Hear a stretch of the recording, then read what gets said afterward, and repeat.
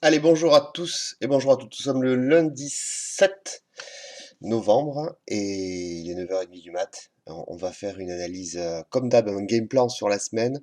Éventuellement voir un peu ce qu'on peut travailler sur la journée. En tout cas, le contexte m'a l'air un peu plus clair que la semaine dernière. On va revenir sur le scénario de ma semaine dernière qui n'a pas fonctionné, qui a échoué lors du FOMC. On était de toute façon dans la zone lors du FOMC, donc ça m'a relativement calmé et ça a échoué dans le sens, alors on va revenir hein, sur, parce que c'est bien de revenir quand les scénarios fonctionnent, quand le game plan est plutôt propre, et quand ça fonctionne pas, ben, il faut aussi le dire hein, et voir un peu ce qui s'est passé. Donc en fait, moi j'avais deux niveaux, rappelez-vous de ma vidéo de la semaine dernière, deux niveaux d'appui technique et éventuellement moi je visais un scénario long, c'est-à-dire un appui ici pour aller viser le POC mensuel. Euh, le mardi, le 1er novembre, le premier jour du mois, on a bien travaillé la zone. Ici, la première, il y a eu des beaux rejets juste après une ouverture de marché ici en Open Drive BC avec un beau sell-off. Bon, c'était un premier jour du mois, donc c'est peut-être lié à ça aussi. Et on est allé chercher immédiatement la zone. Ok, moi j'ai mis à profit cette zone en bas, pas à profit la descente parce que ça allait beaucoup trop vite et j'ai pas su prendre la descente, ce qui est techniquement difficile. Mais en tout cas, voilà, j'ai placé quelques trades en bas de balance. On a formé un B-shape, c'était propre, hein, c'était assez sympathique. Et puis est venu le jour du FOMC. Donc FOMC, déjà on ouvre dans la première zone, donc je savais pertinemment que de toute façon ça allait, enfin ça c'était l'ouverture avant le FOMC, donc je savais que ça allait casser. Puis on est allé chercher la balance ici, et puis après voilà, il y a eu la lessiveuse, et on a défoncé ma zone. Là, ici, on l'a défoncé. C'était pendant le discours de Powell, me semble-t-il, où on l'a cassé. De toute façon, c'était pas très exploitable parce qu'on était beaucoup trop proche de la zone.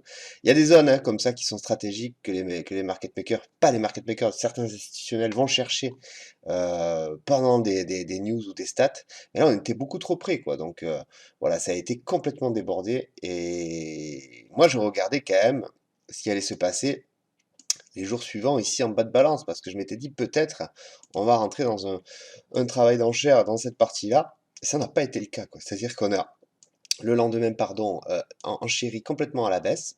Alors, il y a des points techniques qui étaient très intéressants dans le lendemain. Je pense aux points bas de la session cash de la veille qui ont été parfaitement travaillés. Et puis derrière, voilà, session d'après, on a fait un retour sur la single print vendeuse qui était là. Alors, c'était une journée hyper technique ici, là, vendredi, puisqu'on est rentré dans la single print. On a eu un setup, moi, ce que j'appelle un setup de réintégration d'IB, parce qu'on a débordé la première heure de cotation, on est venu chercher la single, puis on l'a réintégré. Et puis ensuite, moi, j'avais un niveau pendant la session autour des 755 que je voulais qu'on préserve. Or, on l'a pas préservé, quoi. Enfin, on l'a complètement débordé. On est venu ensuite clôturer. On a fait un neutral day au centre, hein, dans la cloche. Donc, les forces vendeuses et acheteuses, en tout cas, les contreparties se sont entendues pour finir au centre de la balance. Les 755, moi je les surveillais de près, je les ai manqués une première fois, je les ai essayé de les travailler quand on est revenu dessus. Bah, je me suis fait stopper, parce que derrière, après, ça a lâché. Bon, maintenant que je me suis un peu auto-flagellé sur mon scénario qui n'a pas fonctionné, on va essayer cette semaine de faire un scénario qui tourne un peu mieux. Donc pour moi, c'est plutôt clair cette semaine. Pourquoi c'est plutôt clair? Eh bien parce qu'en fait, la semaine dernière, on a dessiné ce qu'on appelle en market profile, c'est un basique assez connu, une double distrie. Et la double distrie de la semaine dernière va être, il y a plusieurs approches pour la mettre à profit. En tout cas, il y a une mécanique comme ça de compréhension pour la mettre à profit.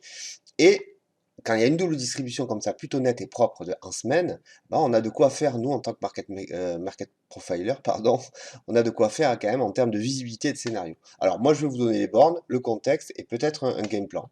Ça va dépendre, bien évidemment, de où on ouvre lors de la cloche cet après-midi.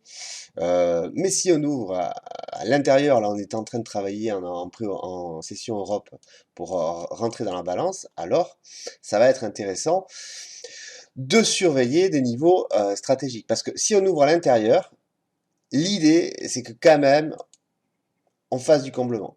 Alors, c'est la première approche. Après, il peut y avoir une autre approche où on balaye à la hausse toute la descente du FOMC. Ça m'étonnerait, mais c'est possible, mais ça m'étonnerait. Donc moi, ma première approche, ça va être faire du volume. Et quand moi j'ai ce type de profil sous les yeux, j'arrive quand même à voir un peu comment le marché peut être borné. Donc on va le borner ensemble, en tout cas on va faire un environnement, ce que j'appelle un environnement structurel, c'est-à-dire y poser des zones stratégiques. Alors, Rapidement, hein, il y a une zone stratégique ici. Forcément, c'est le début du call ici, le POC de la semaine précédente. Et on pourrait même légèrement le faire descendre jusqu'ici. Voilà, au niveau des 830. Tiens, dans ce niveau 830, on commence un peu à le connaître, puisqu'il a été travaillé, retravaillé, ça a été une zone stratégique. Les 830. Euh, Ça, c'est une de mes premières résistances. Moyen terme, hein, puisqu'on est sur du weekly, mais on peut y arriver facile, puisque ce sont des bougies H4, donc on peut y arriver rapidement. Et en termes de support, qu'on est en train là de franchir pendant la session Europe, et qu'on a déjà essayé de travailler plusieurs fois, je tablerai un support autour des 780. Donc en gros, j'ai deux bornes, 830, 780, qui sont soumises quand même à être un peu travaillées par le marché.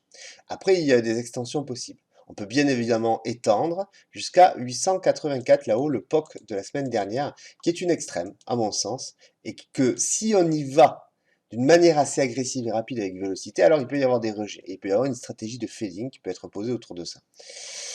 Ça va dépendre, encore une fois, des ouvertures de marché. En bas, on peut également mettre le deuxième pic de volume, qui se trouve sur les bas de marché, qui se trouve à peu près à 724, 725, pas à peu près précisément.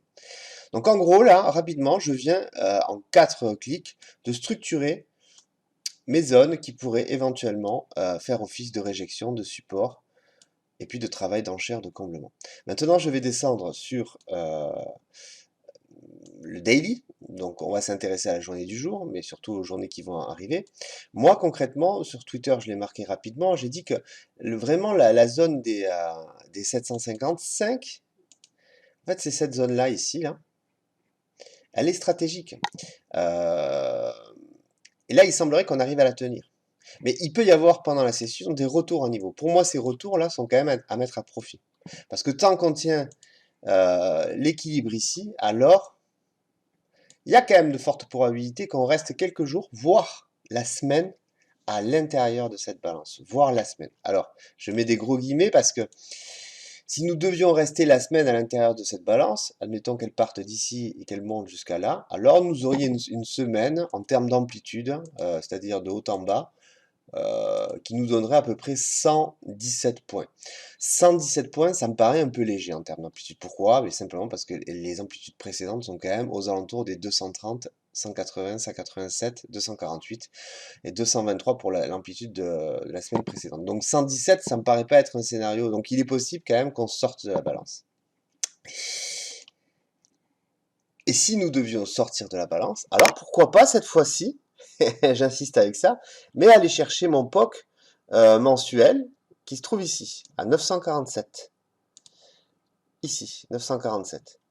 Mais tout va dépendre de la capacité du marché à reprendre son déséquilibre de début de mois, ce qui est quand même assez compliqué, et à reprendre le déséquilibre du mois précédent. Encore une fois, autour des 830. 830, c'est un niveau clé, parce qu'on peut venir le tester et rejeter et aller accepter la grosse value du mois précédent qui est ici. Et ça pourrait nous renvoyer sur les 600 en bas. C'est pas complètement, voire en extrême, sur la single print, la queue d'achat, autour des 580 en bas de balance, en bas de page, pardon. Donc, il y a plus, franchement, il va falloir avoir l'esprit ouvert, quoi, et ne pas hésiter bien à remettre ses scénarios en jeu, à tourner sa veste quand il le faut. Là, concrètement, moi, je suis focus en tant que day trader autour de cette balance pour les 2-3 jours qui vont venir.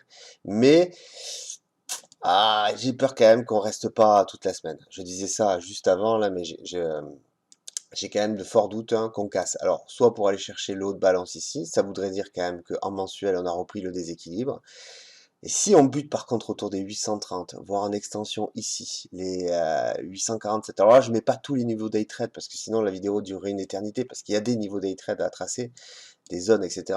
Je pense à ce POC là et puis ces bas d'ici, plus le momentum ici qu'on avait ici, c'était mon niveau, mon premier niveau, ça reste toujours une zone, donc une résistance court terme. Si on arrive à passer ça, alors on va peut-être pouvoir se projeter pour aller chercher le POC. Par contre, on peut fortement buter, ne pas accepter toute la zone de volume ici et repartir à la baisse. Mais voilà, il y a franchement des niveaux clés. Je vais quand même noter ce niveau clé parce que il est quand même crucial. Il se trouve ici. Hop. 855, 857, 860. Excusez-moi un instant.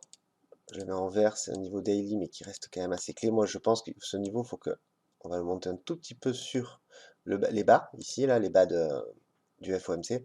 Donc ça, il faut que ça tienne, quoi. À partir du moment où ça tient, alors on peut se projeter pour aller viser des targets. Alors aujourd'hui, peut-être qu'on va rester dans une balance, voilà, qui est comprise entre 760, 750, voire en extension 830. Ça peut être un scénario du jour complètement, hein. Sachant que, voilà, après 146 points faits de bas en haut, avoir une journée, vendredi on a une journée à 90 points, avoir une journée qui nous fait ça, c'est pas complètement con, quoi. On aura à peu près 80 points, c'est quand même jouable. Et puis après, voilà, il y a les jeux de balance. Est-ce qu'on casse pour aller là-haut ou est-ce qu'on tient pour continuer à ranger ici? Ça, c'est le marché qui va nous le dire au fur et à mesure. C'est difficile voilà, de prévoir comme ça à long terme. Enfin, moi, je respecte profondément les gens qui placent des scénarios très très long terme et tout ça, sur des horizons long terme, parce qu'il y a tellement de catalyseurs et d'événements qui peuvent faire bouger le marché que c'est compliqué. C'est plus facile d'envisager des scénarios et des game plans à court terme.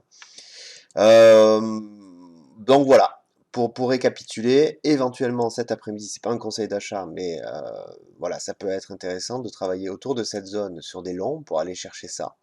830.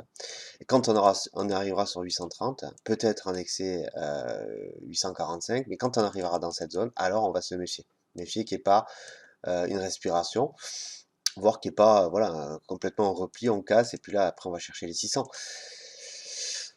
Voilà, en tout cas, vous avez mes zones.